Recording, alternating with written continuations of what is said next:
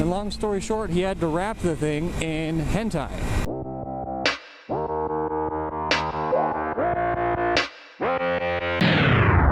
Hey, Moto Sinners! MotoCynical again. So I know I'm a little behind on vlogging, but long story short, I had to work some extra days, and my day job has some really strange long hours, and basically any time that I am working my day job, I don't have time to do anything else. Just wake up, work, sleep.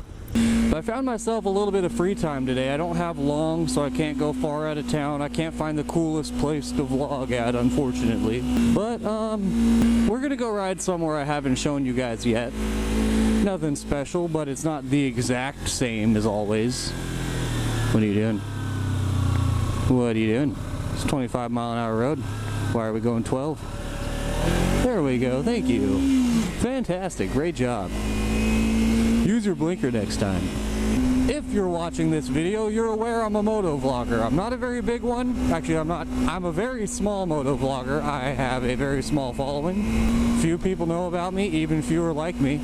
But as a motovlogger, it is pretty obvious that I watch motovlogs. I enjoy motovlogs.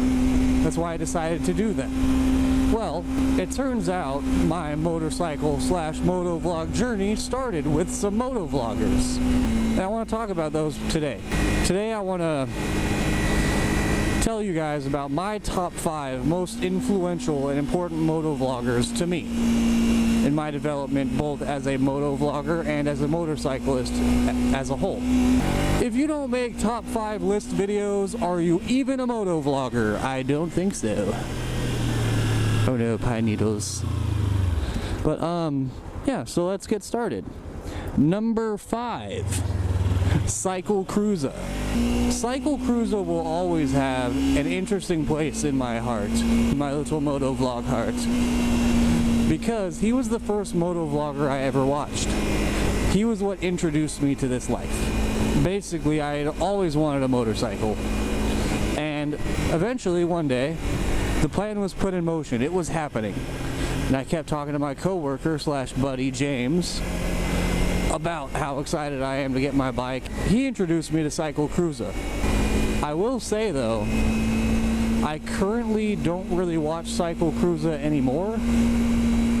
But that's mostly just because, although he'll always hold a special place in my heart as my first motovlogger, and as the first motovlogger to teach me beginner riding tips, I just found other motovloggers who I can relate to a lot better.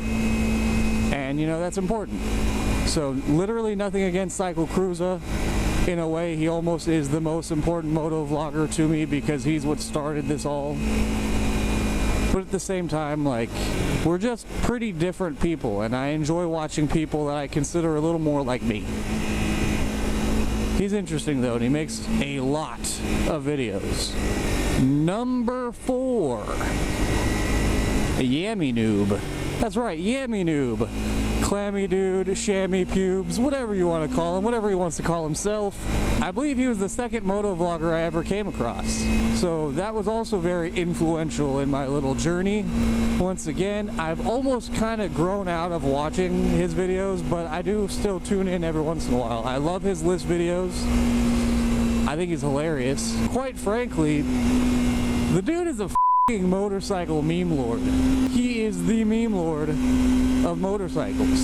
He's definitely had some controversies, but overall, like, his sense of humor is my favorite in the motovlog community. I feel like it best matches my sense of humor. He's just better at saying it than I am. If I need any examples to sum Me Noob up, the Hentai Hornet.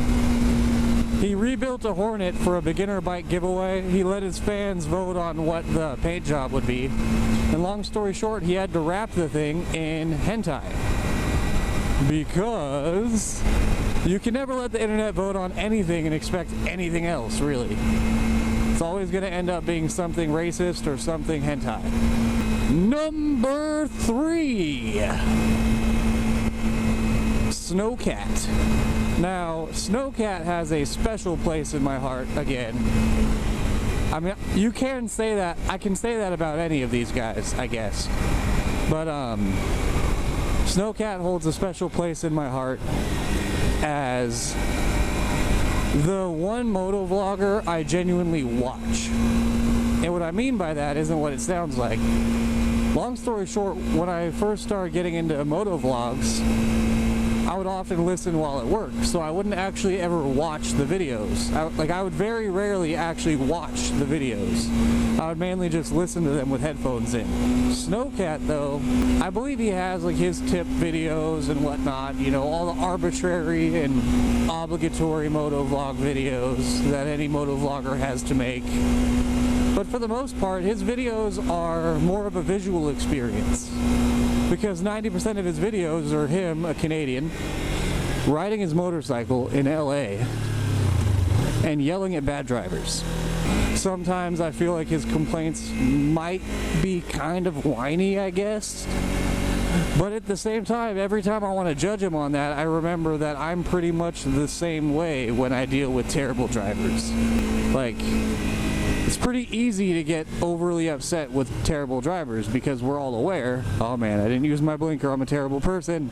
I am what I've sworn to destroy. No, but I believe as motorcyclists, we're all aware that one bad driver could kill us at no fault of our own, so we get more upset about it than we should. And Snowcat is no exception to that. But overall, like, one, it's hard to enjoy his videos without physically watching them. Because like I said, it really is mostly just him finding himself in crazy, ridiculous scenarios and then complaining about them. And it's a lot more entertaining than you would imagine. I love Snowcat. Although he is number 3 in this list, he would definitely be number 1 if I did a top 5 motovloggers I watch while I because oftentimes when I find myself on the toilet and bored, I find myself watching a Snowcat video. I mean that in the best way. It's not an insult. Aside from number 1, this is literally the order that I discovered these motovloggers in, to be honest. Number 2 is Do It With Dan. To my understanding, he kind of seems to be the wealthiest and the most celebrity-esque motovlogger. I love his Ninja H2. The thing is beautiful. I love his Lamborghini. Ah, bug. Gotta love being a motorcyclist. Other than me just finding his videos interesting and entertaining, was that he does a lot of really in-depth reviews and comparisons with motorcycles. That was really helpful. For example, his video about the FZ family, FZ07s, 09s, and 10s, helped me learn what I want my new dream bike to be.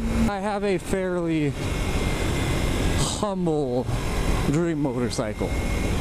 I'm a poor 24-year-old, and hopefully in the next year or two I will have my dream motorcycle, which is an MT-09. Do It With Dan's video about the FZ family, which is literally the MT family, but for some reason Yamaha decided that America,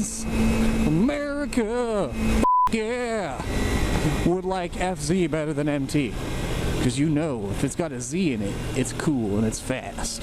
Very informative, yet entertaining. You might be the number 1 motovlogger on YouTube, but in my opinion, and in regards to my personal growth and experience as a motorcyclist and as a motovlogger, there still is one person that I hold above all the rest.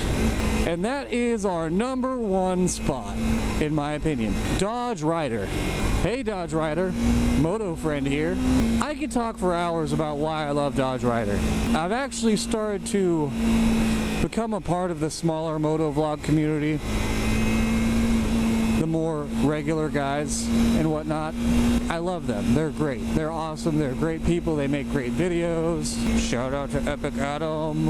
Out of all the large motovloggers, out of all the big vloggers out there, I feel like Dodge Rider, at least to me, feels the most like a regular guy. I feel like he is the most similar to me personality-wise. I feel like he's a very modest guy. Wow. Did I just call myself modest? I think that's the least modest thing you could do. He was my favorite motovlogger for a long time. I believe he has some of the best educational or informational videos on becoming a motorcyclist. He has tons of resources for beginner riders. He has tons of tips, tons of great content for somebody learning to ride, which is when I started watching him. But I just love how down-to-earth and modest the guy is. Like, when I'm watching his videos, I feel like I'm listening to a friend, even though he doesn't know I exist. He does have his flaws. Sometimes he can get kind of negative. And when I first started watching Dodge Rider, he just had this, what's the word I'm looking for? Like I said, it felt like I was listening to a friend. But over time, a lot of his videos started to get a little more negative, and eventually he made a video, I forgot the name of it, where out of nowhere, he started talking about his depression. And he was already my favorite motovlogger. He was already the motovlogger I felt the most connected to, the one I felt the most like. And then I saw this video where he openly talked about his depression and his internal struggle. Quite frankly, that's something I have struggled with a lot, and I still struggle with to this day. Back then, I was in a much darker place than I am now. I don't think I'll ever be 100%, as no one ever is, but I've done a lot of healing since then. But at the time, I was in a dark place too. And to hear somebody I respected so much, to hear somebody I considered so perfect, talk about the same things I was going through, it was amazing. Not only did it make me like him and feel more attached to him as a motovlogger and as a content creator than I already was, but it helped me feel a little more okay about myself. So not only does Dodge Rider have, in my opinion, some of the most valuable information on being a motorcyclist on YouTube, but when he talks, it's like you're listening to a regular guy, you're listening to one of your buddies talking, yet he has almost 100,000, yeah, I think he has almost 100,000 subscribers, but he's just very human. And I believe he helped me through a personal struggle of mine, at least a little bit. I'm not going to go and say, Dodge Rider saved my life, blah, blah, blah. Dodge Rider cured my depression. Dodge Rider cured my anxiety. He didn't. But I believe he was one of many steps in that journey that I took. And all he had to do was be himself. And in a way, it helped me be myself a little bit more. Did I just get a little too cheesy? I might have. I'm not trying to do a shout out. These people don't need my help. I have like 20 subscribers. This isn't a shout out, it's more just a conversation. Hey Moto Sinners. Unfortunately, my battery died right at the end of recording. I went to grab another one and realized that I left all my other batteries at home. I was on a strict time limit. I had to get home, and I couldn't really be bothered to go out and film my last little part. So, long story short, be sure to check out MotoCynical.com. Be sure to smash that like button. Be sure to subscribe, ring the little bell. I have a very fragile and weak ego, and I need your reassurance to sleep at night. Ride safe, ride cynical, and have a great day.